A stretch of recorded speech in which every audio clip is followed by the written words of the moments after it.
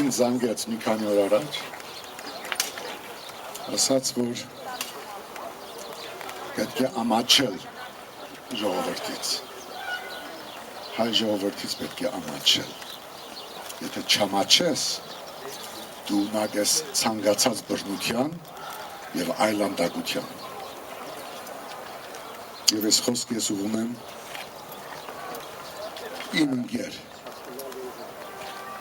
իմ ծանոթ, աչքերի մեջ նայած ոստիկանապետին, պետք է ամաչել հայ ժողովրդից, պատրաստվեցեք այդ ամաչման։ Երկրորդը, ես հիշում եմ այսօր Սամվել Մկրտչյանին, Սամվելը թարգման, գրականագետ, գյումրեցի, երևանցի, մի մարդ, որ ներկայացրեց Հայաստան աշխարհը այդ երկրին և բերեց միջազգային աշխարհը դեպի Հայաստան։ Խոնարհվում եմ Սամվելի առջև։ Վաղ և մյուս օրը ես և իմ գործընկերները ժառանգությունից կլինենք Վանաձորում և Դավուշում, Չինարիում, Կարեն Պետրոսյանի հիշադակը հարգելու համար, ասելու այլևս երբեք զոհ չենք տալու։ Դուք գիտեք, որ գիրակի օրը, որ Չինարիում լինենք, դա մարտի 1-ն է։ Երբ եղել ենք Երևանում, ձեր հարցերը չկանխեմ, ուղղակի ասեմ նախորդ։ Մենք միշտ ներկա ենք և գոչ ենք անում բոլորին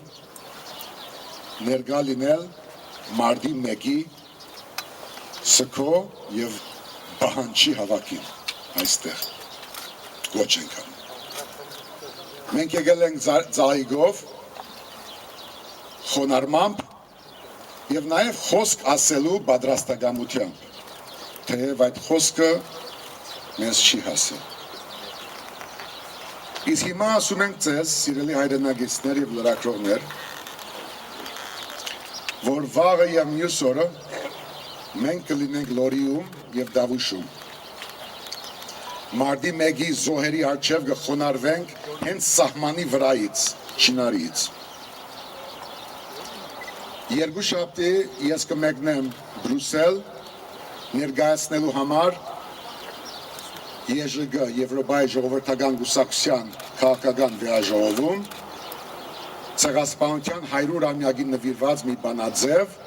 որը բարեբախտաբար միացել է նաև Հանրապետականը և օրինաց երկիրը։ Այսինքն, որ մի անգամ երկու պետությամբ, երկու եկեղեցիով, երկու չգիտեմ բանաձևով չենք ներկայանում, այլ միասնական մեկ բանաձևով։ Եվ շնորհակալ եմ դրա համար։ Վերադարձին ձեզ տեղյակ կպահենք մեր հաջորդ քայլերի մասին, բայց մի բանում կարող եք վստահ լինել։ Կարող եք գալ եթերով, շուրթից շուրթ, ոնց ուզենաք։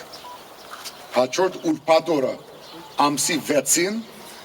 ժամը 16-ին, նույն ժամին, մենք կլինենք հրապարակում։ Եվ հույս ունեմ, որ հաջորդ ուրբաթ ամսի 6-ին 16-ին ժամը կլինի միացյալ հրապարակ։ Սկում մեկ շաբաթ առաջ դուք դարձյալ ասես հանդիպում ունեիք, այս ընթացքում քաղաքական որևէ ուժի հետ հանդիպում եք և միացյալ հրապարակի մասին հայտարարելով արդյոք որևէ հստակ պայմանավորվածություն կամ ինչ-որ փաստ կա, որ նշում եք դրա մասին։ Դուք գիտեք, որ մեզ մոտ ամեն ինչ հստակ է և հրապարակային։